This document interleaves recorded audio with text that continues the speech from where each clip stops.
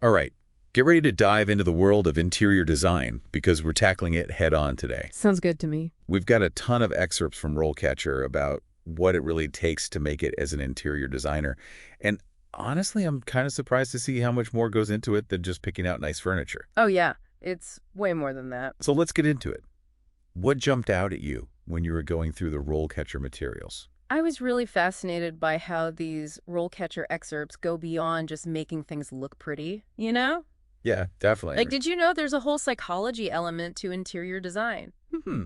I've never really thought about that before. Tell me more. So basically, interior designers have to consider how people interact with the space, like what actually makes them feel comfortable, productive, all of that. Oh, that's interesting. Like they use color theory to influence mood, which is super cool. I never would have thought of that.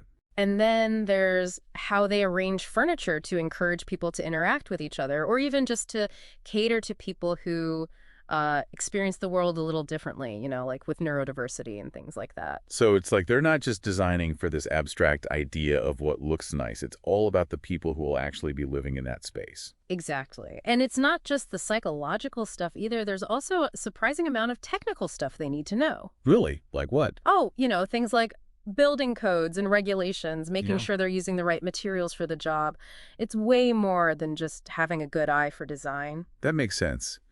I did notice that one of the RoleCatcher excerpts mentioned the importance of building codes. Can't have someone's stylish new bookshelf collapsing on them. Exactly, safety first. But speaking of things that are constantly evolving, we should probably also touch on the role of technology in interior design. Oh, yeah, for sure. Oh. I bet it's not all just hand-drawn sketches and fabric swatches anymore, is it? You're telling me. Interior designers are using some really cool technology these days, like 3D modeling and even virtual reality. Wow, seriously? Yeah, it lets them actually show their clients what the finished product will be like before they even lift a paintbrush. That's amazing. It must make things so much easier. Definitely. It makes the whole design process way more efficient and sustainable too. I'm seeing a theme here. It sounds like interior design is all about blending creativity with technical skills and even an understanding of psychology. You got it. And we're just getting started, believe me. Okay, then, let's keep going. You mentioned building codes earlier, which made me think about the whole career path of an interior designer. Is that something RoleCatcher gets into? Oh, yeah, absolutely. In a lot of detail, actually. Perfect, because I'm dying to know more, so spill it. What does a career in interior design actually look like? So there's like a whole roadmap to becoming an interior designer. Tell me more. Yeah, so picture this, right? You're starting out as like an assistant, you know, learning the ropes, maybe helping out a more experienced designer with sketches and stuff. And then as you gain experience, you start taking on more responsibility, eventually leading your own projects, that sort of thing. That makes sense. And RoleCatcher, they actually lay out this whole progression in a really clear way, like all the different stages, from entry level all the way up to becoming like a design principal. I see. So it's like a step-by-step kind of thing. Yeah. What do those steps actually look like? Well, at the very beginning, like the entry level, you're doing a lot of the groundwork, right?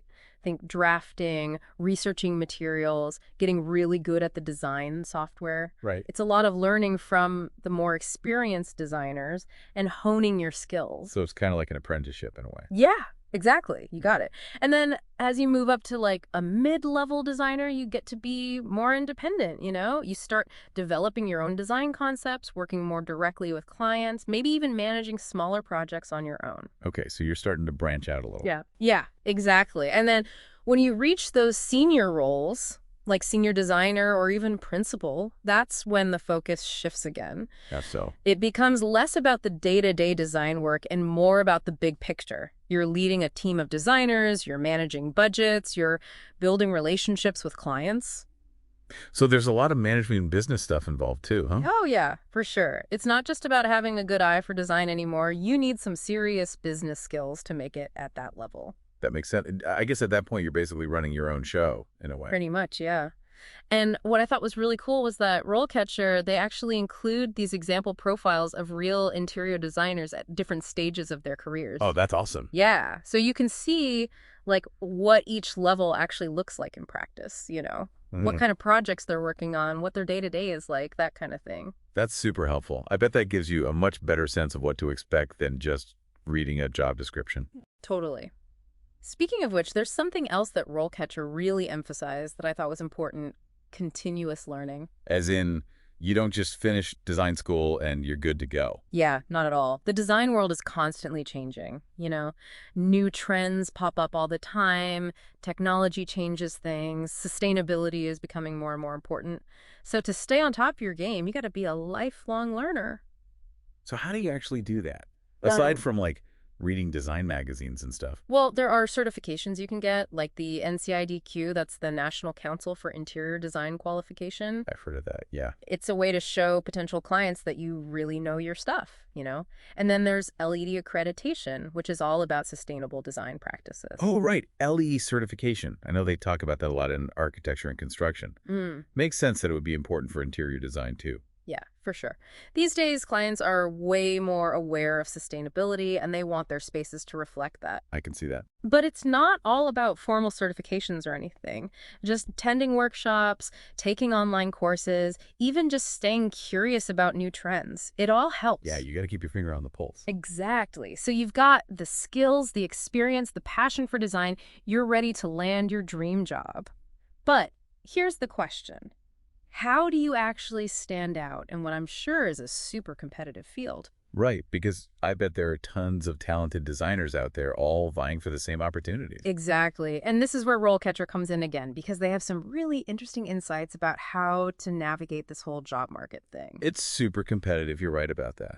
I'm glad RoleCatcher doesn't just abandon you once you've got the basics down. But yeah, getting your foot in the door, actually landing the job, that's a whole other challenge. Mhm. What kind of stuff does RoleCatcher have to say about that? So you've got your portfolio all polished, your online presence is top notch, you're ready to go. Right. But here's the thing. You got to remember that in this day and age, with all the online applications and everything, your resume might have to impress a computer before it ever gets to a real person. Oh, right, algorithms. I remember RoleCatcher talked about that, something about speaking the algorithm's language, which honestly sounds a little intimidating. It's definitely something to keep in mind. Basically, those algorithms, they're programmed to look for certain keywords and skills that match the job description, right? Makes sense.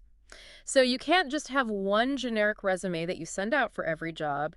You really need to tailor it for each specific position, highlight the skills and experience that are most relevant to that particular job. Oh, so it's like, just like I wouldn't wear the same outfit to a job interview as I would to like a party, I shouldn't use the same resume for every job. Exactly, you got it. In fact, RoleCatcher actually recommends having several different versions of your resume ready to go, each one tailored to a different kind of interior design job. That way you're ready to go no matter what. That's a really good idea. Hmm. But even with the perfect resume, I'm guessing networking is still important. More important than ever, I'd say. RoleCatcher actually had a lot to say about that. Oh, yeah. Like how important it is to build genuine connections in the industry and all. Yeah, yeah. They talked a lot about using platforms like LinkedIn, you know, to showcase your work and connect with other professionals, which makes sense. Yeah, that's a good point. LinkedIn is basically your online portfolio these days. Exactly. And of course, you've got your industry events, conferences, workshops, all that good stuff. Nothing beats face-to-face interaction, right? I feel like you get so much more out of those in-person events. You can really connect with people on a different level. Totally. Okay, but let's say you've aced the resume, you've networked like crazy, and you finally landed an interview. The moment of truth. Exactly. Now what?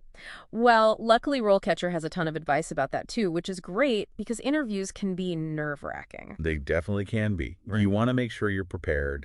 For sure. In RoleCatcher, they've got your back. They have this whole section dedicated to interview prep with over 120,000 potential interview questions you might be asked. 120,000. Seriously? Yeah, it's crazy. And those are just the ones specific to interior design. They have tons more for other careers too. Wow. That's incredible, but honestly a little overwhelming. Do they at least give you some hints about how to answer all these questions? The best part is they do. Like, they don't just give you a list of questions and leave you to figure it out on your own. They actually provide insights into what the interviewers are really looking for, common mistakes to avoid, even specific examples of how you might structure your answers. That's amazing. So helpful. Oh, and it gets even better. They even have this feature where you can record yourself answering practice questions, and then their AI will analyze your performance and give you feedback. Wow, it's like having a personal interview coach right there on your computer. Right. I know. Honestly, going through all these RoleCatcher materials has been amazing. I can't believe how much they cover. It's like having a roadmap for your entire design career. I'm with you there. I had no idea how much went into becoming an interior designer. it really is so much more than just picking out pretty furniture. Totally. It's about psychology and technology and sustainability and so much more. But you know what I think is the coolest part of it all? It's that interior designers have the power to really impact people's lives in a meaningful way. By creating spaces that are beautiful and functional and inspiring, they're shaping how we experience the world around us, which is incredible. Absolutely. It's about so much more than just aesthetics. It's about creating an experience for the people who use those spaces. Well, that was fantastic. We've covered so much ground today. For everyone listening, here's something I want you to think about. If you could design your dream space, what would it look and feel like? And could working with a skilled interior designer help you bring that vision to life? Thanks for joining us on this deep dive, everyone.